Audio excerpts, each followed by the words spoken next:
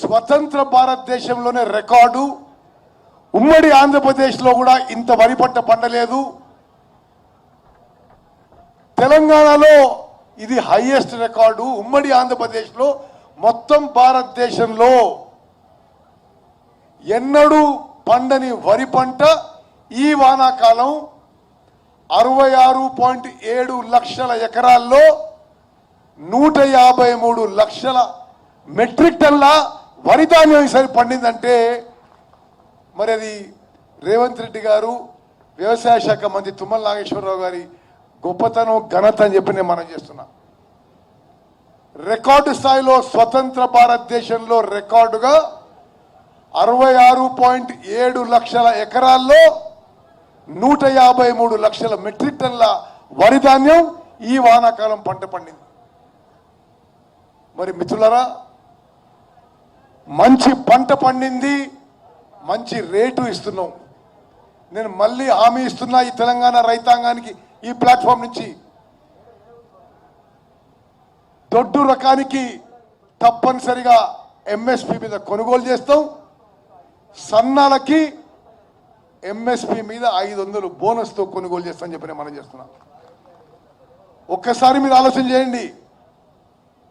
Media మిత్రులకు కూడా నేను మనవి చేస్తున్నా, ఈ 153 లక్షల మెట్రిక్ టన్నులు ద్వారా తెలంగాణ రైతాంగానికి ఈ ఒక్క వానాకాలం పంట మీద 40,000 కోట్ల రూపాయలు చేరినాయని చెప్పి నేను మనవి చేస్తున్నాను.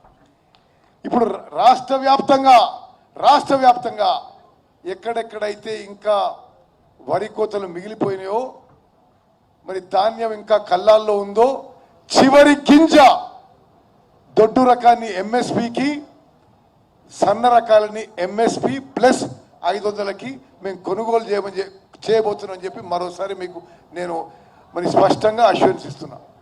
అదేవిధంగా ఈ డిసెంబర్ 7కి విజయోత్సవాల కార్యక్రమంగా ముఖ్యమంత్రి గారు రేపు ఇక్కడికి వస్తున్నారు. కొన్ని విషయాలు దయచేసి మరి రైతులు కూడా ఒకసారి ఆలోచన చేయాలి. మహిళలందరికీ ఆర్టీసీలో ఉచితంగా బస్సు ప్రయాణం మొదలుపెట్టింది మన ప్రభుత్వం. ఎవరికి అనారోగ్య కారణంగా హాస్పిటల్లో చేరినా 10 లక్షల రూపాయలు వరకు పూర్తిగా ఉచితంగా వైద్యం అందించేది మన ప్రభుత్వం. మన ఇండ్లకి 200 యూనిట్లు మరి విద్యుత్ ఉచితంగా ఇస్తుంది మన ప్రభుత్వం.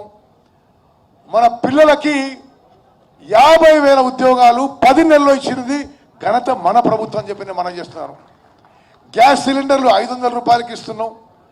అన్ని విధాలుగా సంక్షేమం విషయంలో, అభివృద్ధి విషయంలో మన ప్రభుత్వం మరి గొప్పగా పర్ఫామ్ చేస్తుందని చెప్పి నేను మరోసారి మనం చేస్తూ, రైతుల విషయంలో ఏ విషయంలో కూడా మేము తగ్గము. ఒక రైతు పక్షపాత ప్రభుత్వంగా ముందుకు పోతాము. మీకు అన్ని విధాలుగా మా ప్రభుత్వం మీ ఎంబడి ఉంటుందని చెప్పి మరో మనవి చేస్తూ ముగిస్తున్నాను. జై హింద్, జై కాంగ్రెస్.